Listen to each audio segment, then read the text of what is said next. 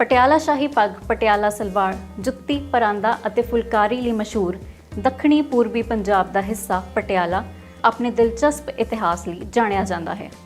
ਮਹਾਰਾਜਿਆਂ ਦੀ ਇਹ ਧਰਤੀ ਅਤੇ ਇੱਥੇ ਬਣੇ ਹੋਏ ਕਿਲ੍ਹੇ ਹਰ ਇਨਸਾਨ ਦੇ ਦਿਲ ਵਿੱਚ ਉਹਨਾਂ ਦਾ ਇਤਿਹਾਸ ਫਰੋਲਣ ਦੀ ਖਿੱਚ ਪੈਦਾ ਕਰਦੇ ਹਨ। ਆਓ ਅੱਜ ਅਸੀਂ ਜਾਣਦੇ ਹਾਂ ਕਿ ਪਟਿਆਲਾ ਕਿਵੇਂ ਬਣਿਆ ਅਤੇ ਇਸ ਦੇ ਸ਼ਾਹੀ ਰਾਜ ਦੇ ਸ਼ਾਸਕ ਕੌਣ-ਕੌਣ ਰਹੇ।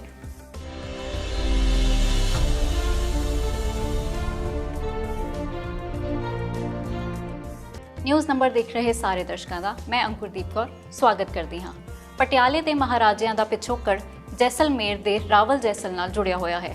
ਉਹਨਾਂ ਦੀ ਵੰਸ਼ ਵਿੱਚੋਂ ਹੀ ਅੱਗੇ ਚੱਲ ਕੇ ਬਾਬਾ ਫੂਲ ਸਿੰਘ ਬਠਿੰਡਾ ਦੇ ਮਹਿਰਾਜ ਪਿੰਡ ਆ ਗਏ, ਜੋ ਉਹਨਾਂ ਦੇ ਦਾਦੇ ਮੋਹਨ ਸਿੰਘ ਨੇ ਆਪਣੇ ਦਾਦੇ ਮਹਿਰਾਜ ਸਿੰਘ ਦੇ ਨਾਂ ਤੇ ਬਣਾਇਆ ਸੀ। ਫੂਲਕਿਆਂ ਮਿਸਲ ਦੇ ਬਾਣੀ ਫੂਲ ਸਿੰਘ ਦੇ 7 ਬੱਚਿਆਂ ਵਿੱਚੋਂ ਛੋਟਾ ਰਾਮ ਸਿੰਘ ਨੂੰ ਖੁਦ ਗੁਰੂ ਗੋਬਿੰਦ ਸਿੰਘ ਜੀ ਨੇ ਅੰਮ੍ਰਿਤ ਛਕਾਇਆ ਸੀ। ਛੋਟਾ ਰਾਮ ਸਿੰਘ ਜੀ ਦੇ ਪੁੱਤਰ ਬਾਬਾ ਆਲਾ ਸਿੰਘ, ਜੋ ਕਿ ਪਟਿਆਲਾ ਰਿਆਸਤ ਦੇ ਬਾਨੀ ਹਨ, ਉਹਨਾਂ ਦਾ ਜਨਮ 1695 ਵਿੱਚ ਬਠਿੰਡਾ ਦੇ ਫੁੱਲ ਪਿੰਡ ਵਿੱਚ ਹੋਇਆ। ਬਾਬਾ ਆਲਾ ਸਿੰਘ ਦੀ ਜਿੱਤ ਦਾ ਸਫ਼ਰ 1716 ਵਿੱਚ ਹੋਈ ਬਾਬਾ ਬੰਦਾ ਸਿੰਘ ਬਹਾਦਰ ਦੀ ਸ਼ਹਾਦਤ ਤੋਂ ਸ਼ੁਰੂ ਹੁੰਦਾ ਹੈ। ਫਿਰ 1722 ਵਿੱਚ 30 ਪਿੰਡਾਂ ਨੂੰ ਜਿੱਤਦੇ ਹੋਏ ਉਹਨਾਂ ਨੇ ਬਰਨਾਲੇ ਵਿਖੇ ਆਪਣਾ ਟਿਕਾਣਾ ਬਣਾਇਆ ਅਤੇ 1731 ਵਿੱਚ ਦਲ ਖਾਲਸਾ ਦੀ ਮਦਦ ਦੇ ਨਾਲ ਪੱਟੀ ਮਿਸਲ ਦੇ ਪਿੰਡਾਂ ਨੂੰ ਤੋੜਦੇ ਹੋਏ ਆਪਣੇ ਨਾਲ ਮਿਲਾ ਲਿਆ। ਪਰ ਬਾਬਾ ਆਲਾ ਸਿੰਘ, ਜਿਸ ਨੂੰ ਸਿੱਖਾਂ ਨੇ ਇੱਕ ਕਿਸਾਨ ਤੋਂ ਇੱਕ ਸਰਦਾਰ ਦਾ ਰੁਤਬਾ ਦਿੱਤਾ, ਉਹ ਸਿੱਖਾਂ ਦਾ ਹੀ ਨਾ ਰਿਹਾ ਅਤੇ ਸਮੇਂ-ਸਮੇਂ ਤੇ ਅਹਿਮਦ ਸ਼ਾਹ ਅਬਦਾਲੀ ਦਾ ਸਿੱਖਾਂ ਦੇ ਖਿਲਾਫ ਹੀ ਜੰਗਾਂ ਵਿੱਚ ਸਾਥ ਦਿੰਦਾ ਰਿਹਾ। ਦਰਅਸਲ 1745 ਤੋਂ 1748 ਤੱਕ ਸਰਹੰਦ ਦੇ ਗਵਰਨਰ ਅਲੀ ਮੁਹੰਮਦ ਖਾਨ ਰੋਹਿਲਾ ਦੀ ਗਿਰਫਤ ਵਿੱਚ ਰਹਿੰਦੇ ਬਾਬਾ ਆਲਾ ਸਿੰਘ ਦੀ ਰਿਹਾਈ ਉਦੋਂ ਹੁੰਦੀ ਹੈ ਜਦ ਅਫਗਾਨ ਦੇ ਅਹਿਮਦ ਸ਼ਾਹ ਦੁਰਾਨੀ ਨੇ ਸਰਹੰਦ ਤੇ ਹਮਲਾ ਕੀਤਾ, ਪਰ ਉਸ ਲੜਾਈ ਵਿੱਚ ਬਾਬਾ ਆਲਾ ਸਿੰਘ ਨੇ ਮੁਗਲਾਂ ਦਾ ਸਾਥ ਦਿੱਤਾ। ਕੁਝ ਸਮਾਂ ਬਾਅਦ 1752 ਵਿੱਚ ਬਾਬਾ ਆਲਾ ਸਿੰਘ ਨੇ 84 ਪਿੰਡਾਂ ਦਾ ਜ਼ਿਲ੍ਹਾ, ਜਿਸ ਨੂੰ ਅੱਜ ਸਨੌਰ ਦੇ ਨਾਂ ਤੇ ਜਾਣਿਆ ਜਾਂਦਾ ਹੈ, ਉਸ ਨੂੰ ਆਪਣੇ ਕਬਜ਼ੇ ਵਿੱਚ ਲੈ ਲਿਆ ਅਤੇ 1 ਸਾਲ ਬਾਅਦ 1753 ਵਿੱਚ ਉਹਨਾਂ ਨੇ ਉਹੀ 84 ਪਿੰਡਾਂ ਵਿੱਚੋਂ ਇੱਕ ਪਿੰਡ ਵਿੱਚ ਇੱਕ ਕੱਚੀ ਗੜੀ ਬਣਾਈ। 1760 ਤੱਕ ਉਹਨਾਂ ਨੇ 726 ਪਿੰਡਾਂ ਨੂੰ ਜਿੱਤ ਲਿਆ ਸੀ। 1761 ਵਿੱਚ ਹੋਈ ਪਾਨੀਪਤ ਦੀ ਲੜਾਈ ਵਿੱਚ ਬਾਬਾ ਆਲਾ ਸਿੰਘ ਨੇ ਅਬਦਾਲੀ ਦੇ ਖਿਲਾਫ ਮਰਾਠਿਆਂ ਦੀ ਮਦਦ ਕੀਤੀ, ਜਦਕਿ 1762 ਦੇ ਵੱਡੇ ਘੱਲੂਘਾਰਾ ਦੇ ਸਮੇਂ ਉਹ ਨਿਰਪੱਖ ਰਹੇ। ਜਿੱਥੇ ਉਹਨਾਂ ਦੀ ਚੁੱਪ ਨੇ ਫੁਲਕਿਆਂ ਮਿਸਲ ਨੂੰ ਦਲ ਖਾਲਸਾ ਤੋਂ ਬਾਹਰ ਕੱਢ ਦਿੱਤਾ, ਉੱਥੇ ਹੀ ਬਰਨਾਲੇ ਵਿਖੇ ਹੋਈ ਤਬਾਹੀ ਕਾਰਨ ਉਹਨਾਂ ਨੂੰ ਅਹਿਮਦ ਸ਼ਾਹ ਦੁਰਾਨੀ ਅੱਗੇ ਪੇਸ਼ ਹੋਣਾ ਪਿਆ। ਬਾਬਾ ਆਲਾ ਸਿੰਘ ਨੇ ਕੇਸ ਕਤਲ ਤੋਂ ਇਨਕਾਰ ਕਰਦੇ ਹੋਏ 1 ਲੱਖ ਰੁਪਏ ਦੀ ਰਕਮ ਅਦਾ ਕੀਤੀ। ਅਹਿਮਦ ਸ਼ਾਹ ਦੁਰਾਨੀ ਨੇ ਇਹ ਰਕਮ ਕਬੂਲ ਤਾਂ ਕਰ ਲਈ, ਪਰ ਫਿਰ ਵੀ ਉਹਨਾਂ ਦੀ ਰਿਹਾਈ ਲਾਹੌਰ ਵਿਖੇ ਜਾ ਕੇ ਕਰਨ ਦਾ ਫੈਸਲਾ ਕੀਤਾ, ਜਿੱਥੇ ਬਾਬਾ ਆਲਾ ਸਿੰਘ ਨੂੰ ਉਹਨਾਂ ਨੂੰ 5 ਲੱਖ ਰੁਪਏ ਹੋਰ ਦੇਣੇ ਪਏ। 1764 ਵਿੱਚ ਅਹਿਮਦ ਸ਼ਾਹ ਦੁਰਾਨੀ ਦੁਆਰਾ ਬਾਬਾ ਆਲਾ ਸਿੰਘ ਨੂੰ ਪਟਿਆਲੇ ਦੇ ਮਹਾਰਾਜਾ ਦੀ ਪਦਵੀ ਨਾਲ ਨਿਵਾਜਿਆ ਗਿਆ। 1753 ਵਿੱਚ ਬਣੀ ਕੱਚੀ ਗੜੀ ਨੂੰ ਬਾਬਾ ਆਲਾ ਸਿੰਘ ਨੇ 1763 ਵਿੱਚ ਪੱਕੀਆਂ ਇੱਟਾਂ ਲਗਵਾ ਕੇ ਕਿਲ੍ਹਾ ਮੁਬਾਰਕ ਦਾ ਨਾਂ ਦਿੱਤਾ, ਜਿਸ ਦੇ ਆਲੇ ਦੁਆਲੇ ਪਟਿਆਲਾ ਸ਼ਹਿਰ ਦਾ ਨਿਰਮਾਣ ਹੋਇਆ। ਬਾਬਾ ਆਲਾ ਸਿੰਘ ਦੇ ਨਾਂ ਤੋਂ ਬਣਿਆ ਪਟ ਆਲਾ ਸਮੇਂ ਦੇ ਚਲਦਿਆਂ ਪਟਿਆਲਾ ਦੇ ਨਾਂ ਨਾਲ ਜਾਣਿਆ ਜਾਣ ਲੱਗ ਪਿਆ। 1765 ਵਿੱਚ ਬਾਬਾ ਆਲਾ ਸਿੰਘ ਦੀ ਮੌਤ ਤੋਂ ਬਾਅਦ ਉਹਨਾਂ ਦੀ ਰਾਣੀ ਦੀ ਇੱਛਾ ਦੇ ਮੁਤਾਬਿਕ ਉਹਨਾਂ ਦੇ 18 ਵਰ੍ਹਿਆਂ ਦੇ ਪੋਤਰੇ ਅਮਰ ਸਿੰਘ ਨੂੰ ਗੱਦੀ ਤੇ ਬਿਠਾਇਆ ਗਿਆ। ਸੰਨ 1766 ਵਿੱਚ ਮਹਾਰਾਜਾ ਅਮਰ ਸਿੰਘ ਨੇ ਲੁਧਿਆਣੇ ਦੇ ਨੇੜੇ ਪਾਇਲ ਪਿੰਡ ਤੇ ਜਿੱਤ ਪ੍ਰਾਪਤ ਕੀਤੀ। ਸੰਨ 1767 ਵਿੱਚ ਜਦ ਅਹਿਮਦ ਸ਼ਾਹ ਦੁਰਾਨੀ ਨੇ ਪੰਜਾਬ ਤੇ ਆਖਰੀ ਵਾਰ ਹਮਲਾ ਕੀਤਾ ਤਾਂ ਉਹ ਲੁਧਿਆਣੇ ਤੋਂ ਅੱਗੇ ਵਧਣ ਵਿੱਚ ਅਸਫਲ ਰਹਿੰਦੇ ਹੋਇਆਂ ਵੀ ਅਮਰ ਸਿੰਘ ਨੂੰ ਬੜੇ ਹੀ ਪਿਆਰ ਨਾਲ ਮਿਲੇ, ਜਿੱਥੇ ਉਹਨਾਂ ਨੇ ਕੀਮਤੀ ਪੇਸ਼ਕਸ਼ਾਂ ਦੇ ਨਾਲ ਰਾਜਾਏ ਰਾਜਨ ਬਹਾਦਰ ਦੀ ਪਦਵੀ ਨਾਲ ਉਹਨਾਂ ਨੂੰ ਨਿਵਾਜਿਆ। ਕਿਹਾ ਜਾਂਦਾ ਹੈ ਕਿ ਮਹਾਰਾਜਾ ਅਮਰ ਸਿੰਘ ਨੇ ਅਹਿਮਦ ਸ਼ਾਹ ਦੁਰਾਨੀ ਨੂੰ 1 ਲੱਖ ਰੁਪਏ ਦੀ ਰਕਮ ਦੇ ਬਦਲੇ ਸਹਾਰਨਪੁਰ ਅਤੇ ਮਥੁਰਾ ਦੇ 20,000 ਕੈਦੀਆਂ ਨੂੰ ਰਿਹਾ ਕਰਨ ਦੀ ਮੰਗ ਰੱਖੀ। ਸੰਨ 1767 ਵਿੱਚ ਅਹਿਮਦ ਸ਼ਾਹ ਦੁਰਾਨੀ ਨੇ ਸਰਹੰਦ ਦਾ ਰਾਜ ਭਾਗ ਮਹਾਰਾਜਾ ਅਮਰ ਸਿੰਘ ਨੂੰ ਸੌਂਪ ਦਿੱਤਾ, ਜਿਸ ਤੋਂ ਬਾਅਦ ਮਹਾਰਾਜਾ ਅਮਰ ਸਿੰਘ ਨੇ ਅਹਿਮਦ ਸ਼ਾਹ ਦੁਰਾਨੀ ਦੇ ਨਾਂ ਤੇ ਸਿੱਕੇ ਵੀ ਜਾਰੀ ਕੀਤੇ। ਸਿਆਸੀ ਗੱਠਜੋੜ ਦੁਆਰਾ ਮਹਾਰਾਜਾ ਅਮਰ ਸਿੰਘ ਨੇ ਮਨੀ ਮਾਜਰਾ, ਪਿੰਜੌਰ, ਫਤਿਆਬਾਦ, ਗੋਬਿੰਦਗੜ੍ਹ, ਸਾਫੀਆਬਾਦ ਅਤੇ ਸਿਰਸਾ ਆਦਿ ਤੇ ਕਬਜ਼ਾ ਕਰਦੇ ਹੋਏ ਪਟਿਆਲੇ ਨੂੰ ਯਮੁਨਾ ਅਤੇ ਸਤਲੁਜ ਦੇ ਵਿਚਕਾਰ ਇੱਕ ਤਾਕਤਵਰ ਰਾਜ ਬਣਾਇਆ। ਸੰਨ 1781 ਵਿੱਚ ਮਹਾਰਾਜਾ ਅਮਰ ਸਿੰਘ ਦੀ ਮੌਤ ਤੋਂ ਬਾਅਦ ਉਹਨਾਂ ਦੇ 7 ਵਰ੍ਹਿਆਂ ਦੇ ਪੁੱਤਰ ਸਾਹਿਬ ਸਿੰਘ ਨੂੰ ਗੱਦੀ ਤੇ ਤਾਂ ਬਿਠਾਇਆ ਗਿਆ, ਪਰ ਫਿਰ ਵੀ ਛੋਟੀ ਉਮਰ ਹੋਣ ਦੇ ਕਾਰਨ ਦਰਬਾਰੀਆਂ ਵੱਲੋਂ ਹੀ ਰਾਜ ਭਾਗ ਦੇ ਫੈਸਲੇ ਕੀਤੇ ਗਏ। ਉਹਨਾਂ ਦੇ ਰਾਜ ਭਾਗ ਦਾ ਮੁਖੀ ਸੁਨਾਮ ਦਾ ਰਹਿਣ ਵਾਲਾ ਇੱਕ ਅਗਰਵਾਲ ਬਾਨੀਆ ਸੀ, ਜਿਸ ਦਾ ਨਾਮ ਨਾਨੂਮਲ ਸੀ। 18 ਸਾਲਾਂ ਦਾ ਹੋਣ ਤੋਂ ਬਾਅਦ ਜਦ ਮਹਾਰਾਜਾ ਸਾਹਿਬ ਸਿੰਘ ਨੇ ਰਾਜ ਭਾਗ ਦੀ ਕਮਾਂਡ ਸੰਭਾਲੀ ਤਾਂ ਉਹਨਾਂ ਦੀ ਵੱਡੀ ਭੈਣ ਸਾਹਿਬ ਕੌਰ ਨੇ ਉਹਨਾਂ ਦੀ ਅਗਵਾਈ ਕੀਤੀ। ਬੀਬੀ ਸਾਹਿਬ ਕੌਰ ਨੇ ਸੰਨ 1794 ਵਿੱਚ ਪਟਿਆਲੇ ਦੇ ਰਾਜ ਨੂੰ ਮਰਾਠਿਆਂ ਦੇ ਹਮਲੇ ਤੋਂ ਬਚਾਇਆ ਸੀ। ਪਿਛਲੇ 40 ਸਾਲਾਂ ਵਿੱਚ ਸਿੱਖਾਂ, ਮਰਾਠਿਆਂ ਅਤੇ ਦੁਰਾਨੀਆਂ ਦੇ ਹਮਲੇ ਤੋਂ ਬਚਦੇ ਹੋਏ ਪਟਿਆਲੇ ਦੇ ਮਹਾਰਾਜਿਆਂ ਨੇ ਆਪਣੇ ਰਾਜ ਭਾਗ ਨੂੰ ਕਾਇਮ ਰੱਖਿਆ। 1808 ਵਿੱਚ ਪਟਿਆਲੇ ਦੇ ਮਹਾਰਾਜੇ ਨੇ ਲਾਹੌਰ ਦੇ ਮਹਾਰਾਜੇ ਰਣਜੀਤ ਸਿੰਘ ਦੇ ਵਿਰੁੱਧ ਅੰਗਰੇਜ਼ਾਂ ਨਾਲ ਇੱਕ ਸੰਧੀ ਕੀਤੀ। ਇਸ ਸੰਧੀ ਦੇ ਤਹਿਤ ਮਹਾਰਾਜਾ ਸਾਹਿਬ ਸਿੰਘ ਨੇ ਭਾਰਤੀ ਉਪ ਮਹਾਦੀਪ ਦੀ ਉਸਾਰੀ ਲਈ ਅੰਗਰੇਜ਼ਾਂ ਨੂੰ ਆਪਣਾ ਯੋਗਦਾਨ ਦੇਣ ਦਾ ਫੈਸਲਾ ਕੀਤਾ।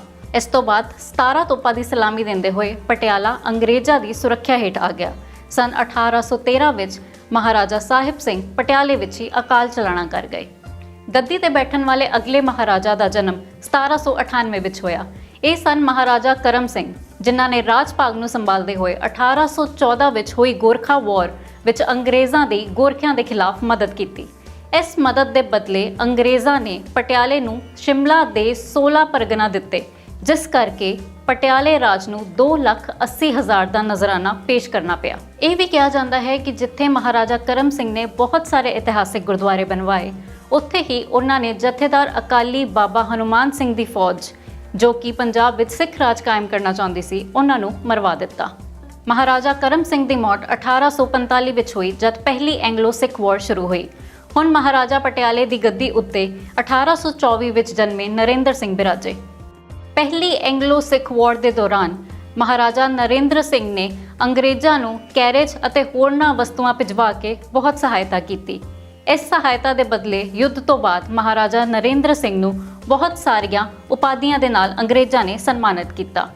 ਇਸ ਤੋਂ ਬਾਅਦ ਮਹਾਰਾਜਾ ਨਰਿੰਦਰ ਸਿੰਘ ਨੇ ਮੋਤੀ ਬਾਗ ਪੈਲੇਸ ਬਣਵਾਇਆ ਅਤੇ ਨਾਲ ਹੀ ਪਟਿਆਲੇ ਤੇ ਆਲੇ ਦੁਆਲੇ ਫਾਟਕਾਂ ਅਤੇ 10 ਦਰਵਾਜ਼ਿਆਂ ਨੂੰ ਬਣਵਾ ਕੇ ਪਟਿਆਲੇ ਨੂੰ ਹੋਰ ਵੀ ਮਜ਼ਬੂਤ ਕੀਤਾ। ਇਹਨਾਂ ਗੇਟਾਂ ਵਿੱਚੋਂ ਦਰਸ਼ਨੀ ਗੇਟ, ਸਮਾਨੀਆ ਗੇਟ, ਸਨੌਰੀ ਗੇਟ ਅਤੇ ਸ਼ੇਰਾਂਵਾਲਾ ਗੇਟ ਅੱਜ ਵੀ ਪਟਿਆਲੇ ਦੀ ਸ਼ਾਨ ਨੂੰ ਵਧਾ ਰਹੇ ਨੇ। 1861 ਵਿੱਚ ਇਹਨਾਂ ਨੂੰ ਭਾਰਤ ਦੇ ਆਰਡਰ ਆਫ ਦ ਸਟਾਰ ਦੇ ਨਾਲ ਨਿਵਾਜਿਆ ਗਿਆ। 1862 ਵਿੱਚ ਮਹਾਰਾਜਾ ਨਰਿੰਦਰ ਸਿੰਘ ਨੂੰ ਵਾਇਸਰॉयਸ ਲੈਜਿਸਲੇਟਿਵ ਕਾਉਂਸਲ ਦਾ ਮੈਂਬਰ ਬਣਾਇਆ ਗਿਆ, ਪਰ ਇਹ ਜ਼ਿਆਦਾ ਦੇਰ ਤੱਕ ਇਸ ਦੇ ਮੈਂਬਰ ਨਾ ਰਹਿ ਸਕੇ ਅਤੇ 1862 ਵਿੱਚ ਹੀ ਅਕਾਲ ਚਲਾਣਾ ਕਰ ਗਏ। 10 ਸਾਲ ਦੀ ਉਮਰ ਵਿੱਚ ਪਟਿਆਲੇ ਦੇ ਮਹਾਰਾਜੇ ਦੀ ਗੱਦੀ ਤੇ ਬੈਠੇ ਮੋਹਿੰਦਰ ਸਿੰਘ ਦਾ ਜਨਮ 1852 ਵਿੱਚ ਹੋਇਆ। ਉਹਨਾਂ ਨੇ ਆਪਣੇ ਰਾਜ ਦੇ ਦੌਰਾਨ ਸਰਹੰਦ ਕੈਨਾਲ ਬਣਵਾਇਆ ਅਤੇ ਨਾਲ ਹੀ 70,000 ਦੀ ਰਕਮ ਦੇ ਤੌਰ ਤੇ ਯੂਨੀਵਰਸਿਟੀ ਕਾਲਜ ਆਫ ਲਾਹੌਰ ਦੀ ਸਹਾਇਤਾ ਵੀ ਕੀਤੀ। 1870 ਦੇ ਬਰਥਡੇ ਆਨਰਸ ਦੇ ਤਹਿਤ ਉਹਨਾਂ ਨੂੰ ਭਾਰਤ ਦੇ ਆਰਡਰ ਆਫ ਦ ਸਟਾਰ ਦਾ ਨਾਈਟ ਗ੍ਰੈਂਡ ਕਮਾਂਡਰ ਨਿਯੁਕਤ ਕੀਤਾ ਗਿਆ।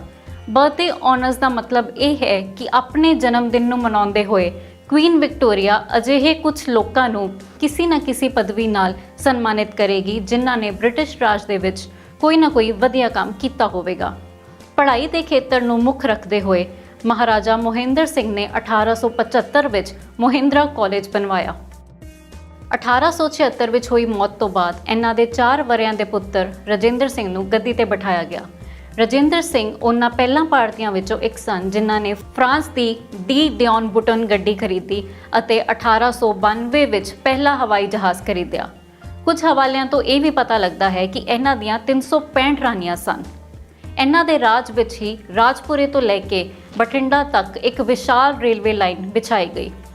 ਕਿਹਾ ਜਾਂਦਾ ਹੈ ਕਿ 1879 ਵਿੱਚ ਹੋਈ ਅਫਗਾਨ ਵਾਰ ਦੇ ਦੌਰਾਨ ਅੰਗਰੇਜ਼ਾਂ ਦੀ ਮਦਦ ਵਾਸਤੇ ਪਟਿਆਲੇ ਵੱਲੋਂ ਇੱਕ ਵੱਡੀ ਫੌਜ ਵੀ ਭੇਜੀ ਗਈ। 1897 ਵਿੱਚ ਇਹਨਾਂ ਦੀ ਬਹਾਦਰੀ ਕਾਰਨ ਅੰਗਰੇਜ਼ਾਂ ਦੀ ਸਰਕਾਰ ਨੇ ਇਹਨਾਂ ਨੂੰ Grand Cross of the Order of Star of India ਨਾਲ ਸਨਮਾਨਿਤ ਕੀਤਾ। ਆਪਣੇ ਜੀਵਨ ਦੇ ਦੌਰਾਨ ਇਹਨਾਂ ਨੇ ਖੇਡਾਂ, ਖਾਸ ਕਰਕੇ ਪੋਲੋ ਅਤੇ ਕ੍ਰਿਕਟ ਵਿੱਚ ਬਹੁਤ ਦਿਲਚਸਪੀ ਦਿਖਾਈ ਅਤੇ ਸੰਨ 1900 ਵਿੱਚ ਇਹਨਾਂ ਦੀ ਮੌਤ ਹੋ ਗਈ। 1891 ਵਿੱਚ ਮੋਤੀ ਬਾਗ ਪੈਲੇਸ ਵਿੱਚ ਰਜਿੰਦਰ ਸਿੰਘ ਦੇ ਪੁੱਤਰ ਭੁਪਿੰਦਰ ਸਿੰਘ ਦਾ ਜਨਮ ਹੋਇਆ। 18 ਵਰ੍ਹਿਆਂ ਦੇ ਹੋਣ ਤੇ ਯਾਨੀ ਸੰਨ 1909 ਵਿੱਚ ਉਹਨਾਂ ਨੇ ਆਪਣੇ ਰਾਜ ਭਾਗ ਨੂੰ ਸੰਭਾਲਦੇ ਹੋਏ 1 ਸਾਲ ਬਾਅਦ ਹੀ ਇੰਗਲੈਂਡ ਤੋਂ ਇੱਕ ਹਵਾਈ ਜਹਾਜ਼ ਮੰਗਵਾਇਆ ਅਤੇ ਪਟਿਆਲੇ ਵਿਖੇ ਹਵਾਈ ਪਟੜੀ ਦੀ ਉਸਾਰੀ ਵੀ ਕੀਤੀ। ਕਿਹਾ ਜਾਂਦਾ ਹੈ ਕਿ ਇਹ ਹਵਾਈ ਜਹਾਜ਼ ਰਾਈਟ ਬ੍ਰਦਰਜ਼ ਦੁਆਰਾ ਬਣਾਇਆ ਗਿਆ ਸੀ। ਉਹਨਾਂ ਨੇ ਫਰਾਂਸ, ਬੈਲਜੀਅਮ, ਇਟਲੀ ਅਤੇ ਪੈਲਸਟੀਨ ਵਿੱਚ ਜਨਰਲ ਸਟਾਫ ਵਿੱਚ ਆਨਰਰੀ ਲੈਫਟੀਨੈਂਟ ਕਰਨਲ ਦੇ ਤੌਰ ਤੇ ਪਹਿਲੇ ਵਿਸ਼ਵ ਯੁੱਧ ਵਿੱਚ ਹਿੱਸਾ ਵੀ ਲਿਆ। 1918 ਵਿੱਚ ਉਹ ਆਨਰਰੀ ਮੇਜਰ ਜਨਰਲ ਬਣੇ ਅਤੇ 1931 ਵਿੱਚ ਆਨਰਰੀ ਲੈਫਟੀਨੈਂਟ ਕਰਨਲ ਬਣੇ। ਸੰਨ 1925 ਵਿੱਚ ਇਹਨਾਂ ਨੇ ਭਾਰਤ ਨੂੰ ਲੀਗ ਆਫ ਨੇਸ਼ਨਸ ਵਿੱਚ ਵੀ ਰਿਪਰੈਜ਼ੈਂਟ ਕੀਤਾ। ਇਹਨਾਂ ਨੇ ਪਟਿਆਲਾ ਵਿਖੇ ਕਾਲੀ ਮਾਤਾ ਦਾ ਮੰਦਿਰ ਅਤੇ ਕੰਡਾ ਘਾਟ ਵਿਖੇ ਚੈਲ ਵਿਊ ਪੈਲੇਸ ਵੀ ਬਣਵਾਇਆ। ਇਹਨਾਂ ਨੇ ਪਟਿਆਲਾ ਵਿੱਚ ਪਟਿਆਲਾ ਸਟੇਟ ਮੋਨੋਰੇਲ ਟ੍ਰੇਨਵੇਜ਼ ਵੀ ਬਣਵਾਏ। ਜਿੱਥੇ ਇਹ 20 ਰੋਲਸ ਰॉयस ਗੱਡੀਆਂ ਦੇ ਨਾਲ ਸਵਾਰੀ ਕਰਦੇ ਸਨ, ਉੱਥੇ ਹੀ ਇਹ ਇੱਕ ਬਿਹਤਰੀਨ ਖਿਡਾਰੀ ਵੀ ਸਨ ਅਤੇ ਕ੍ਰਿਕਟ ਵਿੱਚ ਇਹਨਾਂ ਦੀ ਬਹੁਤ ਦਿਲਚਸਪੀ ਸੀ। 1911 ਵਿੱਚ ਇੰਗਲੈਂਡ ਜਾਣ ਵਾਲੀ ਇੰਡੀਅਨ ਕ੍ਰਿਕਟ ਟੀਮ ਦੇ ਇਹ ਕਪਤਾਨ ਸਨ।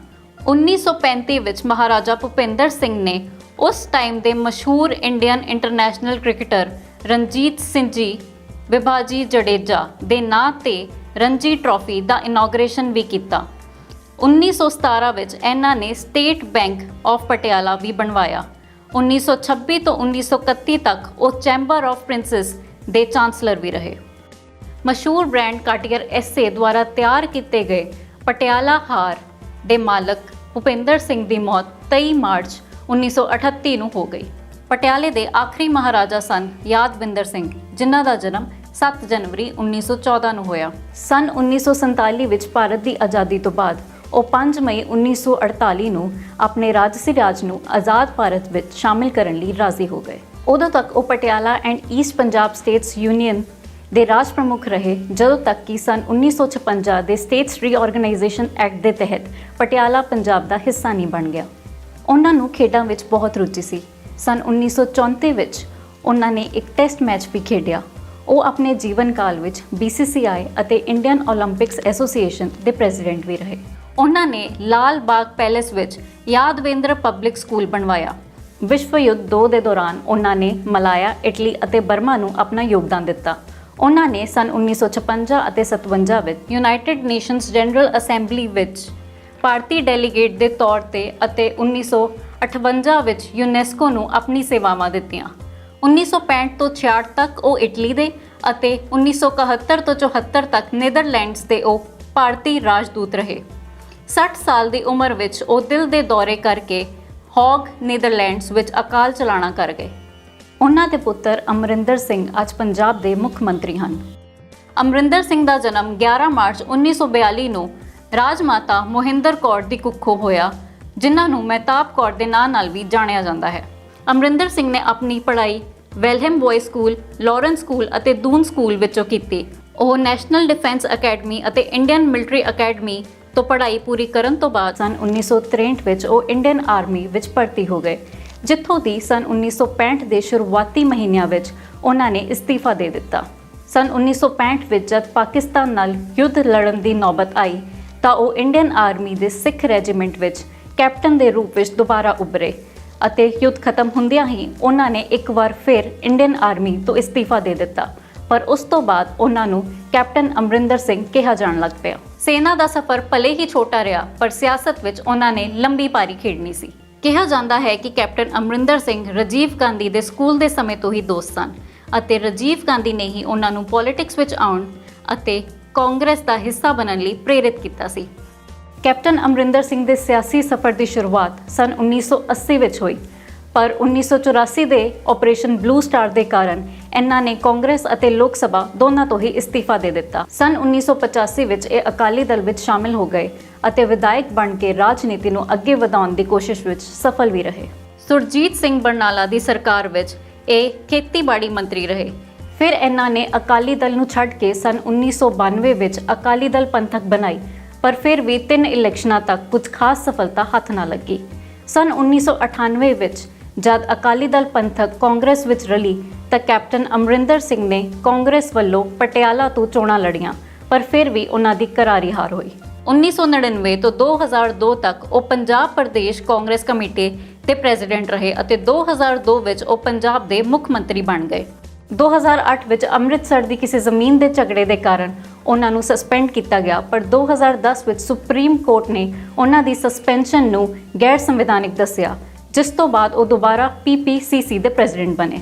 2014 ਵਿੱਚ ਜਦ ਸਾਰੇ ਦੇਸ਼ ਵਿੱਚ ਮੋਦੀ ਦੀ ਲਹਿਰ ਗੂੰਜ ਰਹੀ ਸੀ ਤਾਂ ਅਰੁਣ ਜੇਟਲੀ ਦੇ ਖਿਲਾਫ ਖੜੇ ਕੈਪਟਨ ਅਮਰਿੰਦਰ ਸਿੰਘ ਦੀ ਜਿੱਤ ਹੋਈ ਅਤੇ 2017 ਦੀ ਵਿਧਾਨ ਸਭਾ ਚੋਣਾਂ ਤੋਂ ਬਾਅਦ ਉਹ ਇੱਕ ਵਾਰ ਫਿਰ ਪੰਜਾਬ ਦੇ ਮੁੱਖ ਮੰਤਰੀ ਬਣੇ। ਪਟਿਆਲੇ ਦੇ ਮਹਾਰਾਜਿਆਂ ਦੇ ਨਾਲ ਜੁੜੇ ਹੋਰ ਵੀ ਦਿਲਚਸਪ ਕਿੱਸੇ ਲੈ ਕੇ ਤੁਹਾਡੇ ਰੂਬਰੂ ਹੁੰਦੇ ਰਵਾਂਗੇ। ਤਦ ਤੱਕ ਲਈ ਤੁਸੀਂ ਬਣੇ ਰਹੋ ਨਿਊਜ਼ ਨੰਬਰ ਦੇ ਨਾਲ ਅਤੇ ਮੈਨੂੰ ਅੰਕੁਰਦੀਪ ਕੌਰ ਨੂੰ ਦਿਓ ਇਜਾਜ਼ਤ। ਸਤਿ ਸ਼੍ਰੀ ਅਕਾਲ।